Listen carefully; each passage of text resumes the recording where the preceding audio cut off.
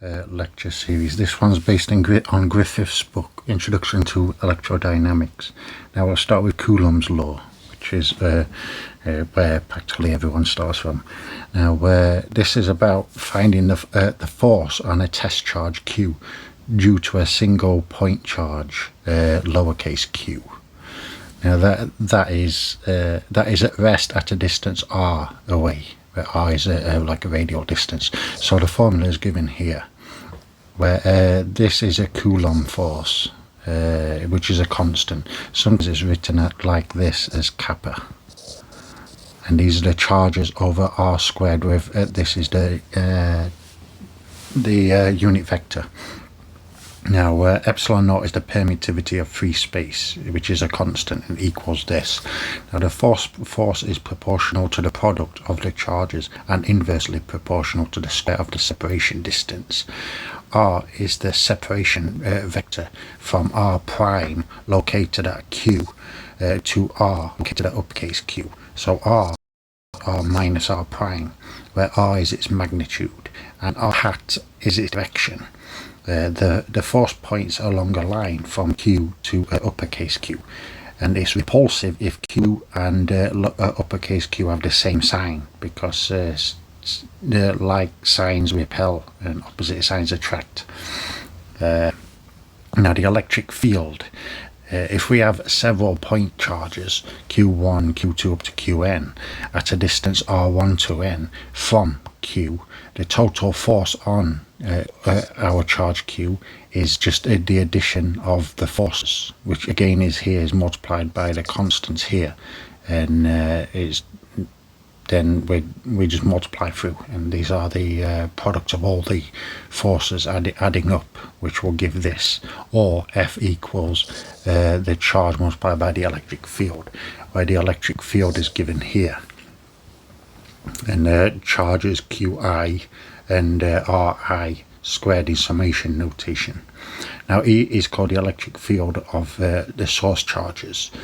It is a function of position R, because separation vectors R of I depend on the location of the field at the point P.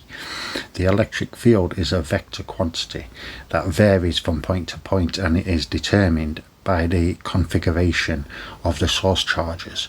Physically, E as a function of R, or as a function of E, is the force per unit charge that would be exerted on a test charge. If you were to place one at P.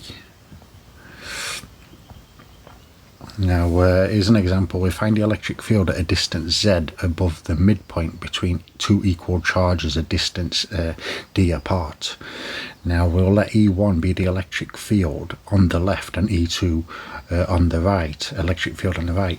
Now adding them, the horizontal components cancel and the vertical components conspire, and we get this here, where z is just our standard by Pythagoras theorem, our distance, and cosine of theta is z over r.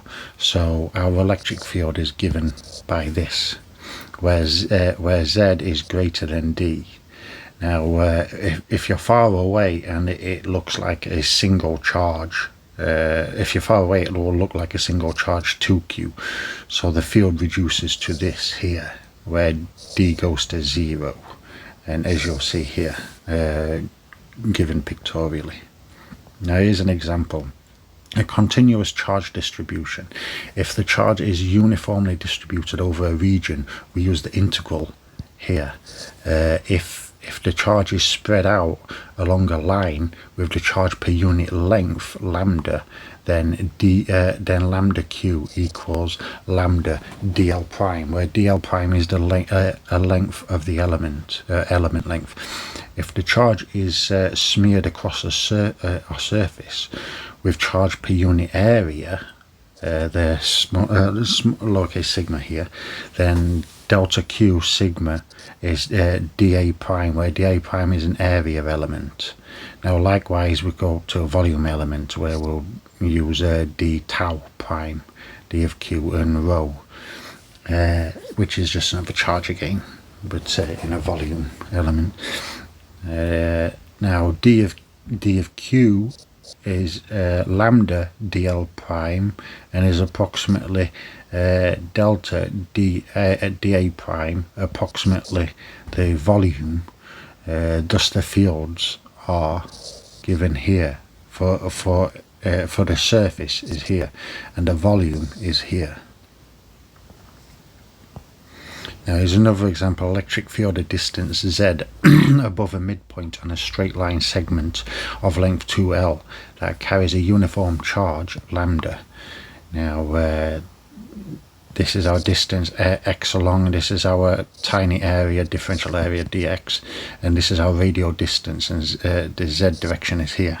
Now we chop the line into symmetrically placed points at plus minus x, and like before, with d over 2 goes to x as q goes to lambda d of x, and we integrate x as 0 goes to L, or here, and again we get our Pythagoras relation here. Our unit vector here is magnitude.